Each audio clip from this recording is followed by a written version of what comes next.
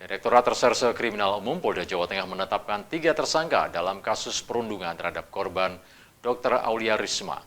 3 tersangka tersebut memiliki peran mengumpulkan uang serta mendoktrin korban dengan kekerasan verbal.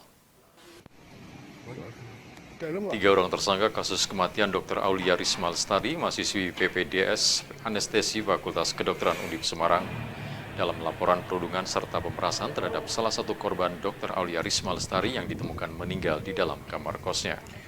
Para tersangka tersebut yakni Kepala Program Studi Anestesiologi di Fakultas Kedokteran Universitas Diponegoro, Dr. Taufik Eko Nugroho, kemudian Kepala Staf Medis Prodi Anestesi Undip Sri Mariani, dan satunya Dr. Residen bernama ZYA yang juga merupakan senior Dr. Aulia.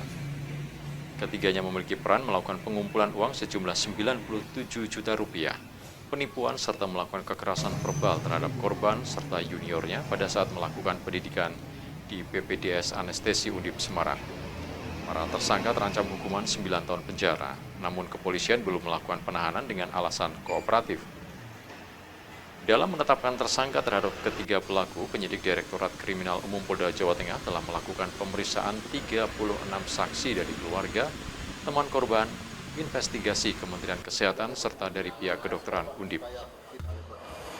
Ditkrimum Polda Jawa Tengah telah menetapkan 3 tersangka kasus PPDS, program pendidikan dokter spesialis, yaitu 1. Saudara TEN, kedua Saudari SM, ketiga Saudari ZYA. Adapun pasal yang disangkakan adalah tindak pidana pemerasan sebagaimana dimaksud pasal 368 ayat 1 KUHP dan atau tindak pidana penipuan sebagaimana dimaksud pasal 378 KUHP, dan atau secara melawan hukum, memaksa orang lain melakukan atau tidak melakukan sesuatu sebagaimana dimaksud dalam pasal 335 ayat 1/1 KUHP yang telah dirubah oleh putusan MK nomor 1/PUU 11 Romawi 2013. Demikian rilis saya atau rilis Polda Jawa Tengah sore ini. Terima kasih atas perhatiannya. Billahi taufiq wal hidayah. Wassalamualaikum warahmatullahi wabarakatuh. Ancaman hukumannya? Untuk ancaman hukumannya maksimal 9 tahun.